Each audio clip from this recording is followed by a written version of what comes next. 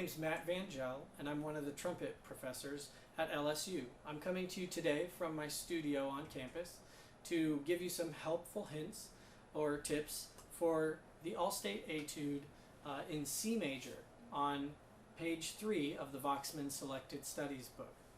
Now the first thing I notice is that it's marked a la breve and it's in cut time. So that lets me know that this needs to be felt in 2. So 1, 2, 1 ta ta ta ta ta ta ta ta ta ta. The next word that I notice is right below the first measure, and it says risoluto, which means resolute or determined, purposeful, unwavering, confident, no questions throughout the whole thing. It's very important to know what those words mean that are written in your music, because they tell us how to play things, not just what to play.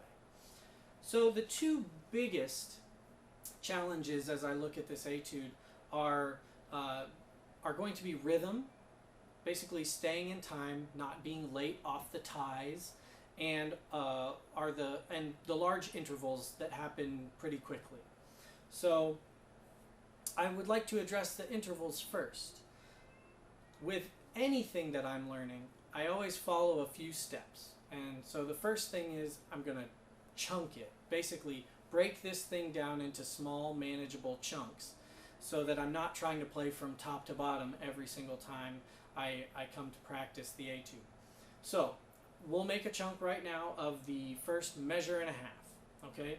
So once I chunk it, then I slow way down and I follow these 4 steps. Sing it, breathe it, buzz it, play it.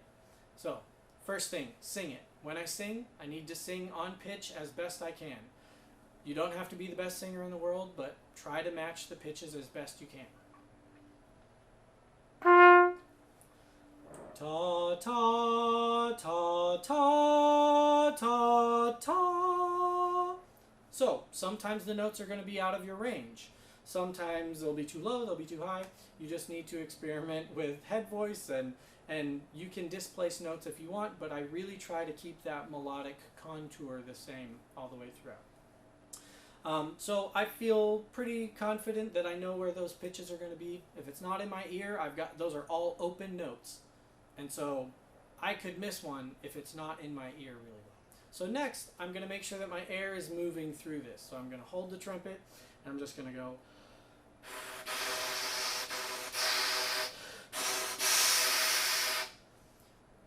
And this is just to make sure that I've got the kind of airflow that I want. That's more air than I'm probably going to use when I play, but I want to have plenty of air moving through this. You also probably heard that my air changed speeds as I got higher. That's because higher notes need faster air. And if I do a breath pattern, I want to make sure that my air is reflecting that. Okay, next is to buzz.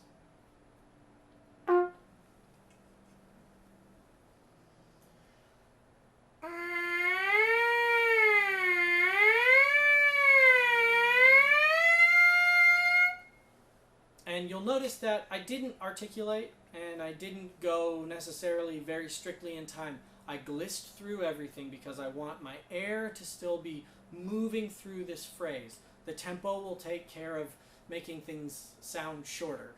So I want to have my air moving through everything, and glissing on the mouthpiece is a really great way to do that. We want to get a real sound, and we want to land on exactly the right pitches that we're looking for. But the gliss is very, very important, so no choppiness. Now, so I feel pretty confident about that, so next I would move to the trumpet.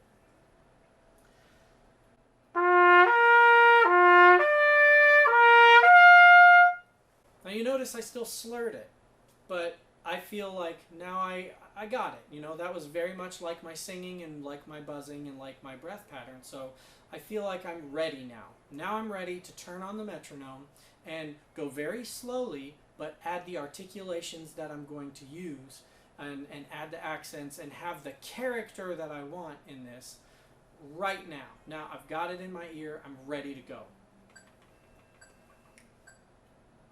And again, I'm going very slowly at first.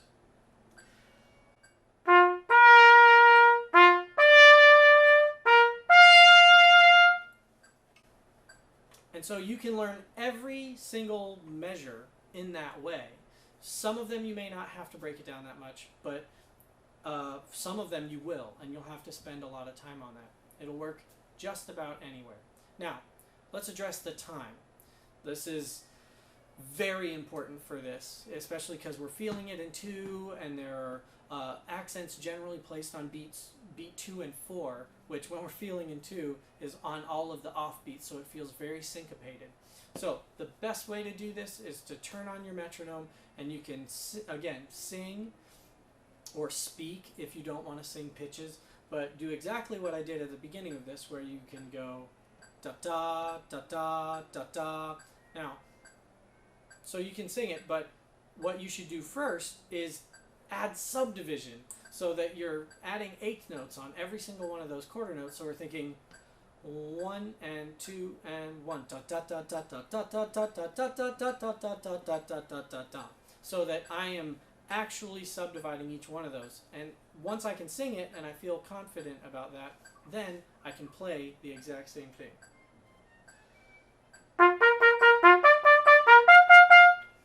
And once I start doing that, do that for like a week. And then once you really start feeling that every time at that tempo or at your performance tempo, once you feel that,